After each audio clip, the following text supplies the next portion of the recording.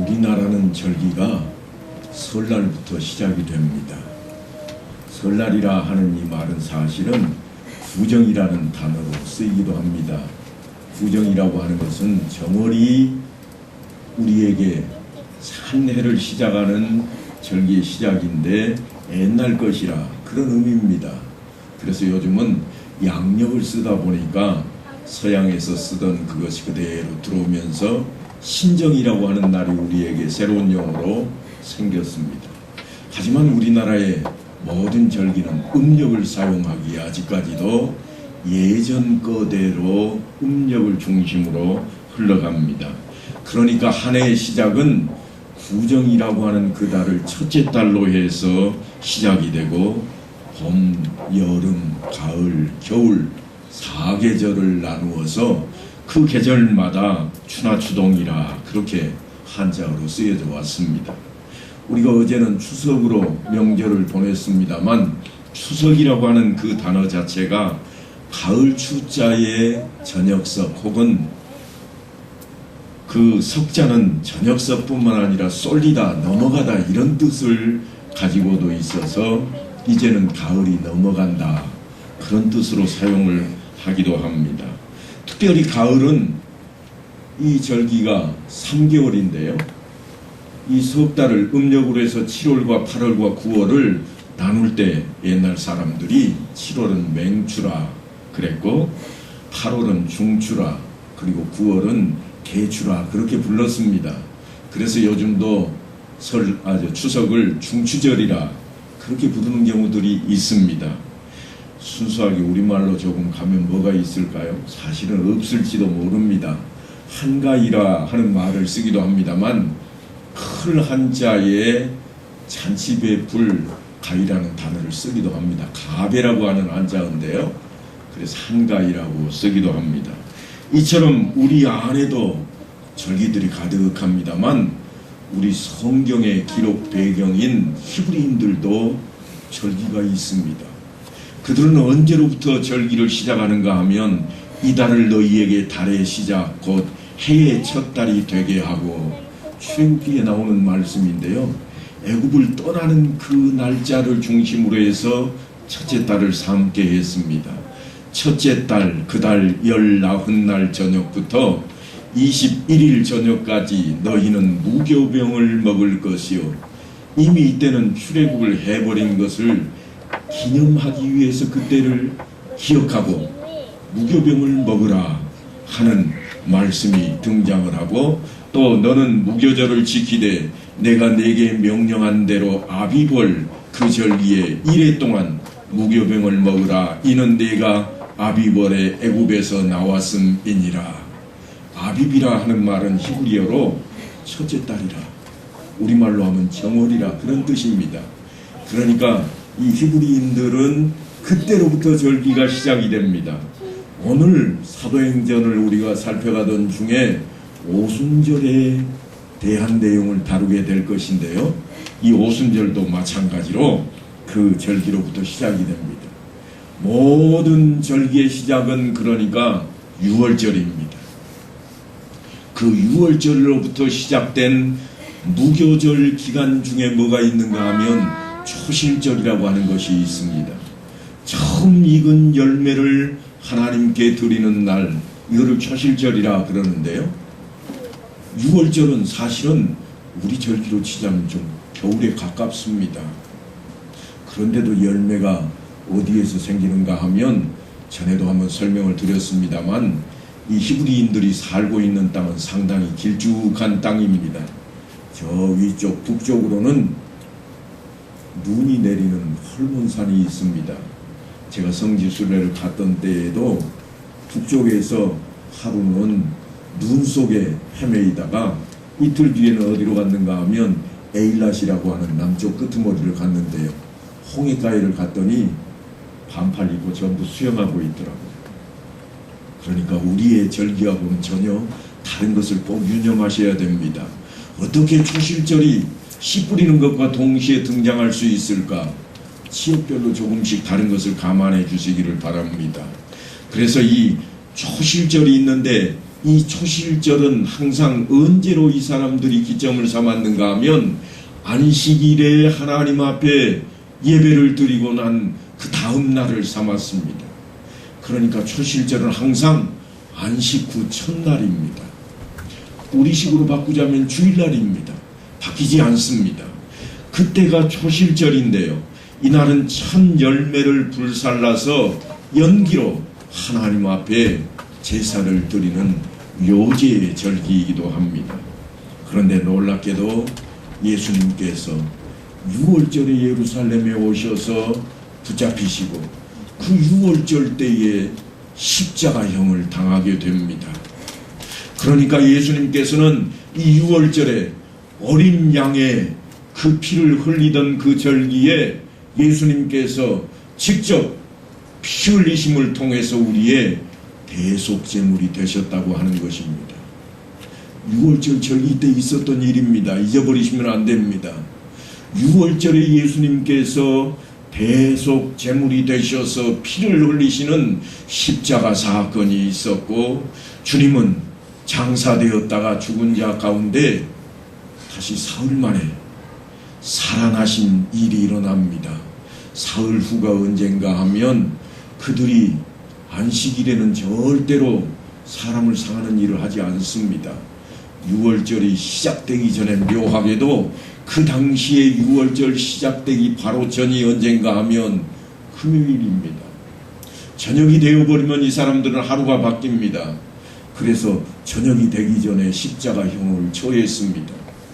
그리고 사흘 뒤에 예수님께서 부활을 하신 겁니다. 부활을 하신 때가 안식 후 첫날입니다. 묘하게도 초실절과 겹치고 있습니다.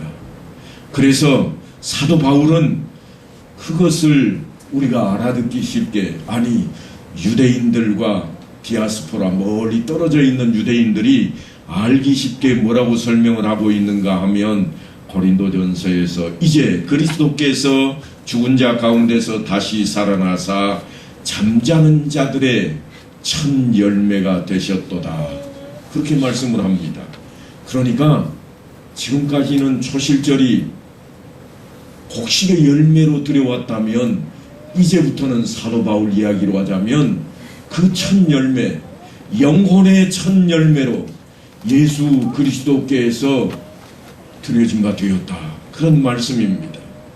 그러니까 이 날이 바로 다름 아닌 초실절 날입니다.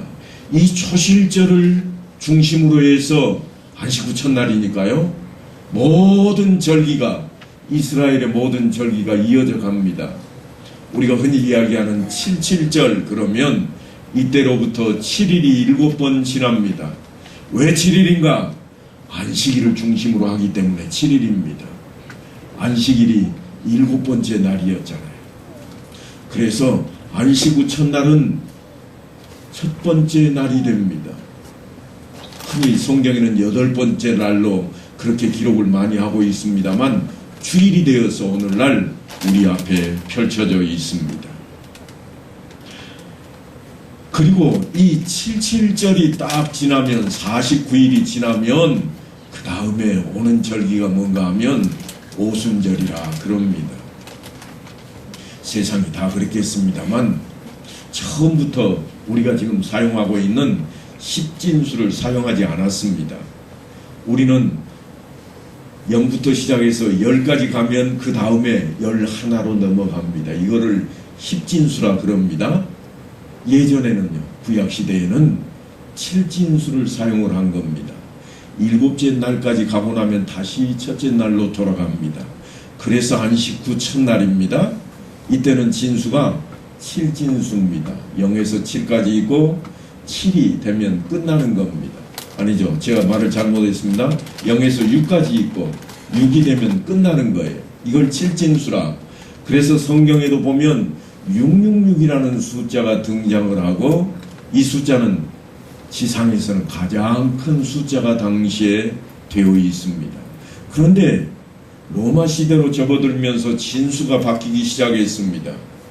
어떻게 바뀌었는가 하면 지금까지는 0에서 6까지 그래서 7진수를 많이 사용해 왔다면 이제는 10개가 1개가 되는 그러한 진수로 바뀌기 시작한 겁니다. 그걸 뭐라고 불렀는가 하면 순이라 그랬습니다. 한 수는 열입니다. 오순절이라 그 말은 순이 5개라, 그러니까 50이라는 뜻이 됩니다.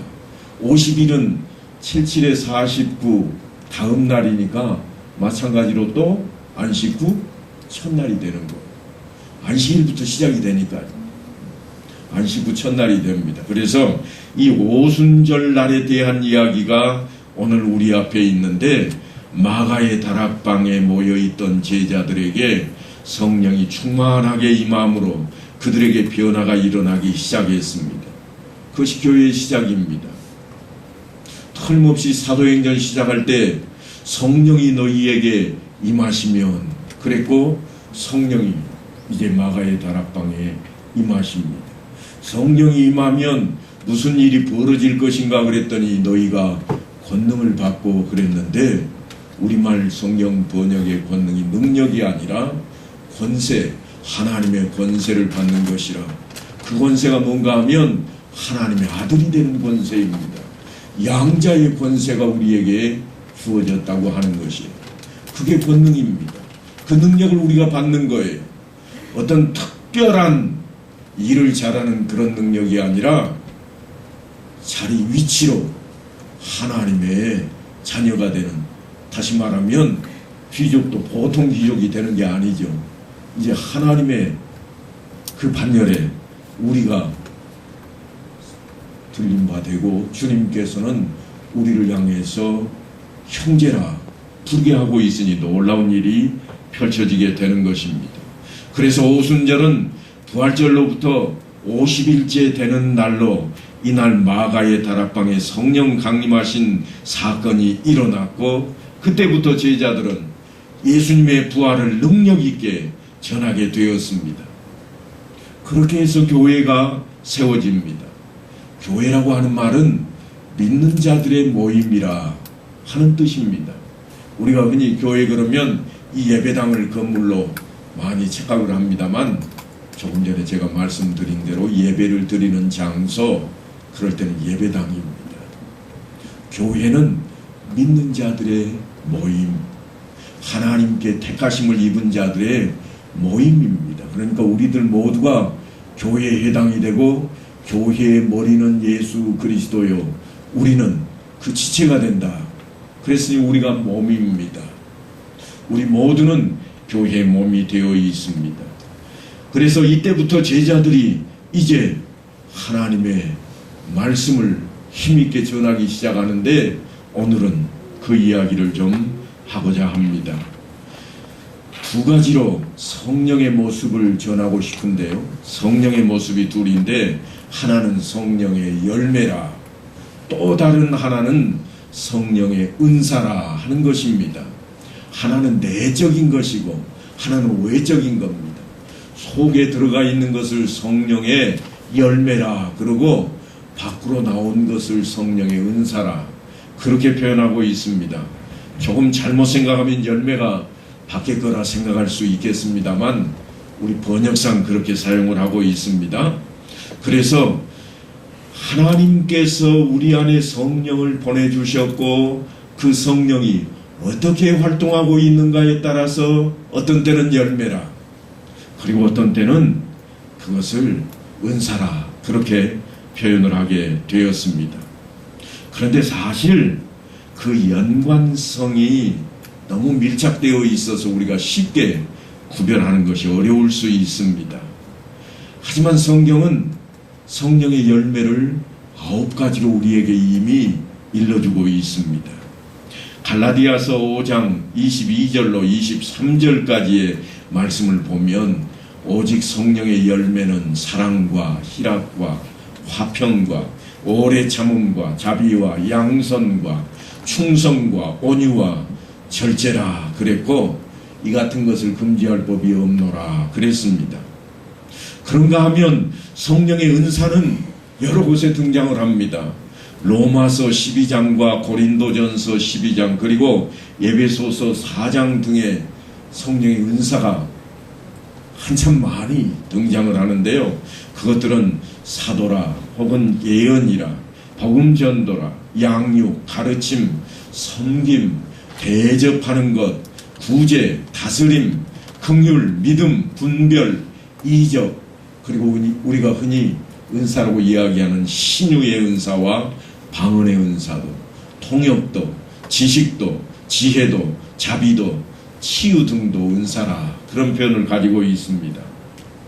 하지만 뚜렷하게 우리가 구별한다고 하는 것은 쉬워 보이지 않습니다. 어떤 때는 속에 감춰있는 내적으로 보이지만 어떤 때는 밖으로 드러나는 그러한 모습으로 은사로 보이기도 하기 때문입니다. 하지만 굳이 말하자면 인격과 사역으로 구별을 할 수는 있겠습니다. 무슨 말씀인가 하면 열매라고 하는 것은 인격과 관련이 되어 있고 은사라고 하는 것은 사역과 관련이 되어 있다고 하는 것입니다. 그러니까 열매는 속에서 일어나는 것이요 은사는 밖에서 일어나는 겁니다. 그래서 그런지 모르지만 성도들은 대부분 열매보다는 은사를 많이 받기를 원하고 관심을 갖습니다. 왜냐하면 눈으로 볼 수 있는 것이기 때문에 더욱 그러할 것입니다. 그래서 방언의 은사나 신유의 은사는 받고 싶어 하고 뿐만 아니라 귀하게 여겨지는 대신에 성령의 열매라 외쳤던 것들은 등한시하는 그런 모습들이 우리 안에 있습니다. 그러다 보니까 우리의 인격이 잘못되어서 사회의 지탄거리가 되어버리는 경우가 종종 있습니다. 성경은 바로 그 점을 지적하고 있는데요. 사도 바울이 고린도전서 13장 1절로 3절까지에 보면 이렇게 외치고 있습니다. 내가 사람의 방언과 천사의 말을 할지라도 사랑이 없으면 소리나는 구리와 울리는 꽹과리가 되고 내가 예언하는 능력이 있어 모든 비밀과 모든 지식을 알고 또 산을 옮길 만한 모든 믿음이 있을지라도 사랑이 없으면 내가 아무것도 아니요 내가 내게 있는 모든 것으로 구제하고 또 내 몸을 불사르게 내어줄지라도 사랑이 없으면 내게 아무 유익이 없느니라. 그러니까 방언이나 천사의 말, 예언과 비밀을 알고 지식을 알고 있고 또한 믿음이 충만하다고 하는 이 은사가 있다고 할지라도 사랑이라고 하는 성령의 열매가 없으면 아무 소용이 없노라. 은사만 있어서는 안 되겠다고 사도 바울이 그렇게 외치고 있습니다.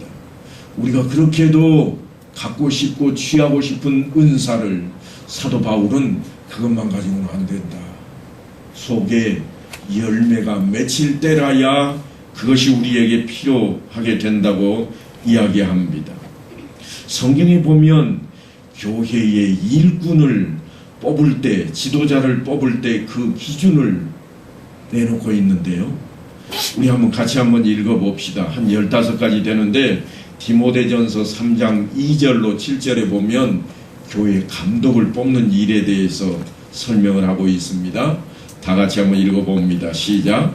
그러므로 감독은 책망할 것이 없으며 한 아내의 남편이 되며 절제하며 신중하며 단정하며 나그네를 대접하며 가르치기를 잘하며 술을 즐기지 아니하며 구타하지 아니하며 오직 관용하며 다투지 아니하며 돈을 사랑하지 아니하며 자기 집을 잘 다스려 자녀들로 모든 공손함으로 복종하게 하는 자라야 할지며 사람이 자기 집을 다스릴 줄 알지 못하면 어찌 하나님의 교회를 돌보리요. 새로 입교한 자도 말지니 교만하여 마귀를 정죄하는 그 정죄에 빠질까 하며 또한 외인에게서도 선한 증거를 얻은 자라야 할지니 비방과 마귀의 올무에 빠질까 염려하라. 그런데 여러분, 더 놀라운 것은 이 14가지가 성령의 열매와 관련된 내용이고 단 한 가지만 은사로 지금 이야기하고 있습니다. 은사가 그렇게 좋은 것이고 귀한 것이라고 우리는 여겨서 그것을 쫓아가고 있는데 교회의 지도자를 뽑는 데에는 그 은사가 있는 사람보다는 열매 있는 자를 뽑으라. 그렇게 지금 이야기하고 있다고 하는 것입니다. 지금 한 가지 은사가 등장을 하는데 그 은사가 뭔가 하면 가르치는 은사입니다. 가르치는 은사. 바로 뒤이어서는 집사를 뽑을 때 어떻게 해야 된다 하는 이야기가 등장을 하는데요. 집사의 자격을 8가지로 이야기하고 있는데 여기에는 은사가 또 하나도 없습니다. 제가 한번 읽어볼게요. 이와 같이 집사들도 단정하고 일구이연을 하지 아니하고 술에 임박이지 아니하고 더러운 일을 탐하지 아니하고 깨끗한 양심에 믿음의 비밀을 지킨 자라야 할지니 이에 이 사람들을 먼저 시험하여 보고 그 후에 책망할 것이 없으면 집사의 직분을 하게 할 것이요 여자들도 이와 같이 단정하고 참소하지 말며 절제하며 모든 일에 충성된 자라야 할지니라. 집사들은 한 아내의 남편이 되어 자녀와 자기 집을 잘 다스리는 자일지니 집사의 직분을 잘한 자들은 아름다운 지위와 그리스도 예수 안에 있는 믿음에 큰 담력을 얻느니라. 왜 이처럼 교회 지도자를 뽑을 때 성령의 은사보다 성령의 열매를 보라고 말씀하고 있을까요?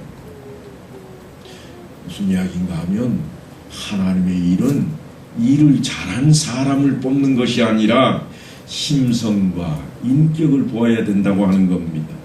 그래서 하나님께서 하신 말씀이 뭔가 하면 너희는 외모를 보거니와 나는 뭘 본다고요? 중심을 보느니라.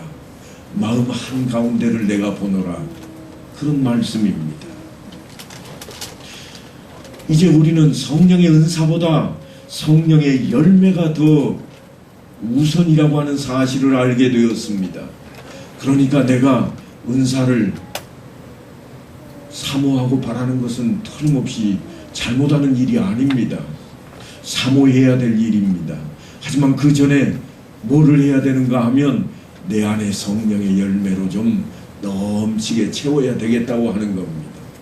은사를 바라시거든 나는 좀 신유의 은사가 있었으면 좋겠어. 내가 손을 대기만 하면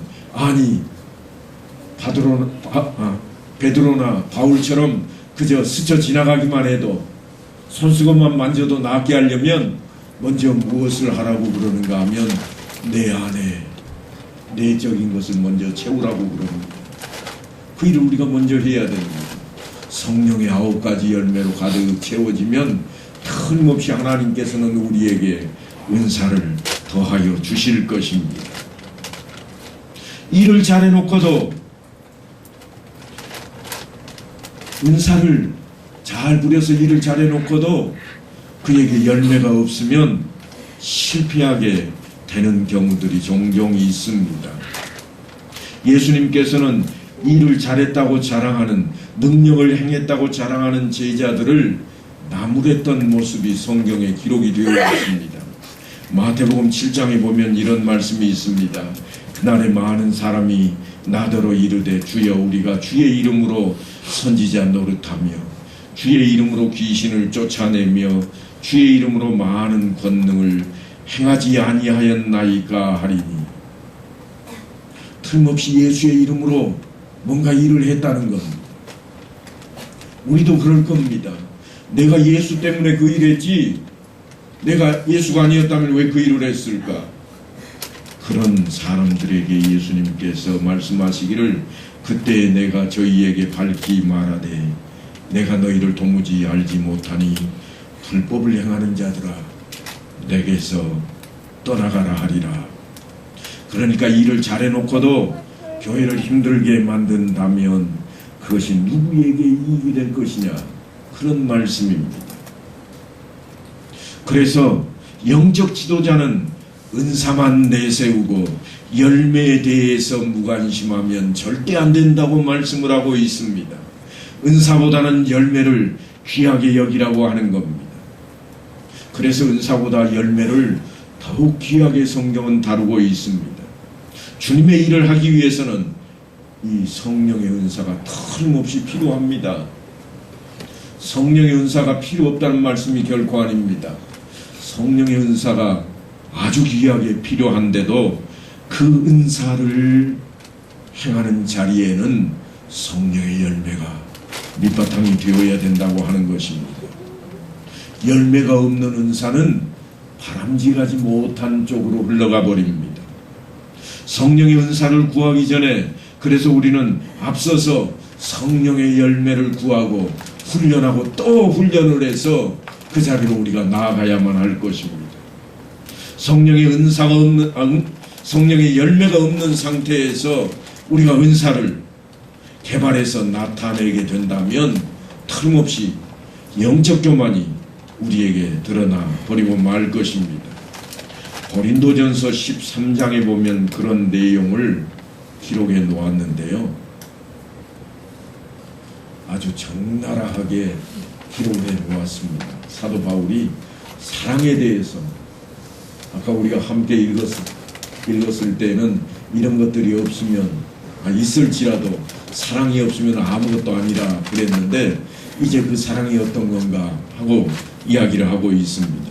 사랑은 오래 참고 사랑은 온유하며 시기하지 아니하며 사랑은 자랑하지 아니하며 교만하지 아니하며 무례히 행하지 아니하며 자기의 유익을 구하지 아니하며 성내지 아니하며 악한 것을 생각하지 아니하며 불의를 기뻐하지 아니하며 진리와 함께 기뻐하고 모든 것을 참으며 모든 것을 믿으며 모든 것을 바라며 모든 것을 견디느니라. 사랑은 언제까지나 떨어지지 아니하되 예언도 패하고 방언도 그치고 지식도 패하리라. 무슨 말씀인가 하면 은사는 끝나는 때가 있을 것이라. 그러나 사랑은 열매는 없어지지 아니하리라. 지금 그런 말씀으로 주고 있습니다. 성령의 열매인 사랑이 있을 때 다른 인격적인 모습들도 틀림없이 등장할 겁니다. 사랑이 있기에 용서가 있게 되고 사랑이 있기에 참음이 있게 되고 사랑이 있으니까 양선도 화평도 있게 될 것이라. 사랑이 있으니 충성도 있게 될 것이라. 그런 이야기입니다. 요즘 젊은이들 사랑하는 모습을 보면 이 말씀과는 많이 어긋나는 것처럼 보여집니다. 하지만 지적으로 따져보면 틀림없이 맞는 모습입니다. 왜냐하면 사랑이 있을 때니까 헌신하고 다 양보하고 그러지, 사랑이 없으면 딱 갈라서는 거죠. 뒤돌아서는 거예요. 지금 그 이야기를 하고 있습니다. 그래서 사랑의 그 밑바탕으로 되어 있는 은사가 없어지면, 사랑을 밑바탕으로 하는 은사가 아니면, 사랑 안에서 이루어진 그런 은사가 아니면 얼마 가지 못해서 교회는 냉랭해지게 될 뿐이라고 하는 이야기입니다. 은사만 강조하다 보면 냉랭해질 수밖에 없음을 이야기하고 있습니다. 고린도 교회의 문제가 바로 그런 문제였습니다.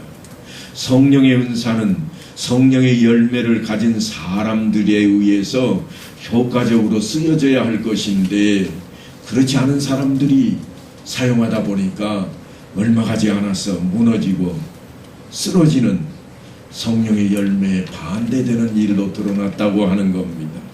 반대되는 것들이 어떤 것들이라고 하는가 하면 미움과 슬픔과 분냄과 참지 못함과 교만과 악함과 해방함과 자기 자랑과 무절제 등이라고 사도 바울은 외치고 있습니다.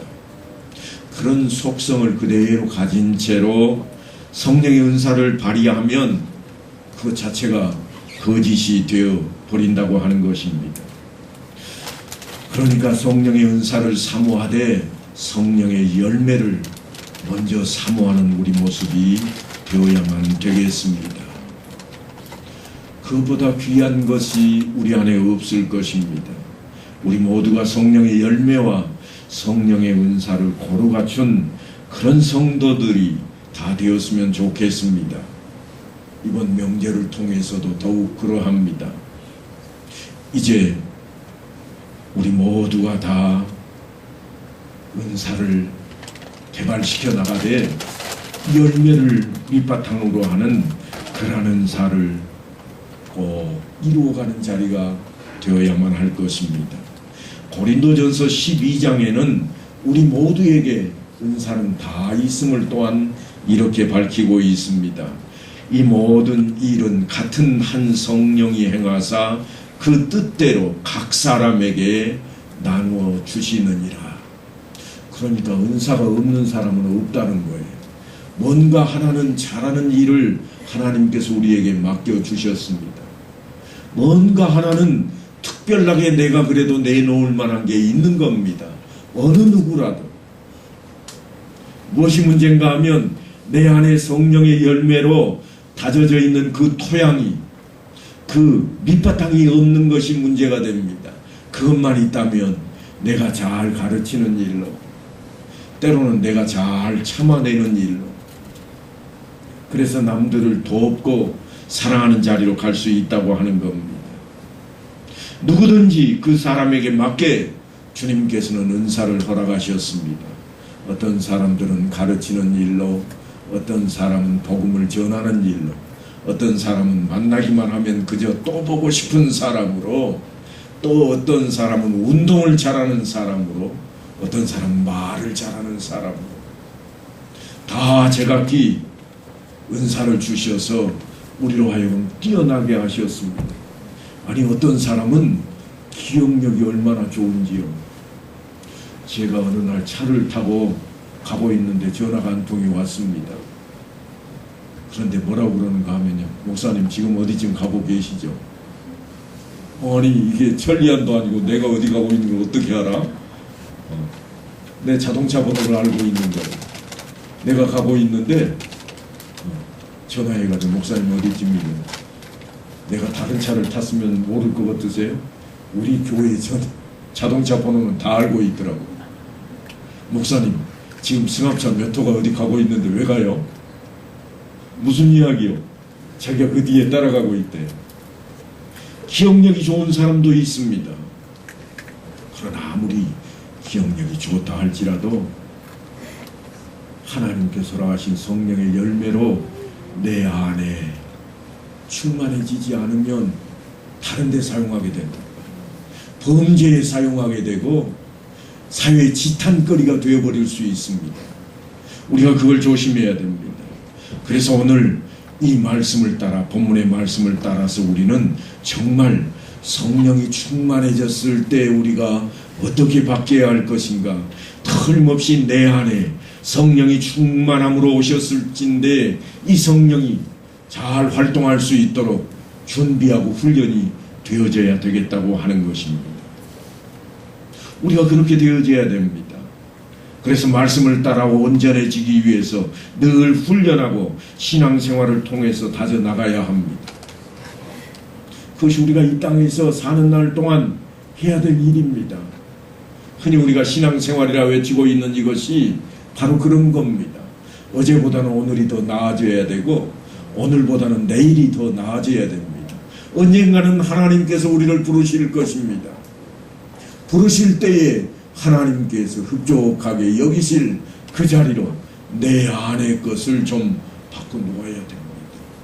내 안에 성령의 열매가 정말 가득 채워져서 하나님께서 잘하였도다, 네가 그 일에 충성을 다했으니 내가 이것을 주리라 하는 놀라운 은혜가, 은총이 우리 앞날에 있게 되기를 간절히 축원합니다.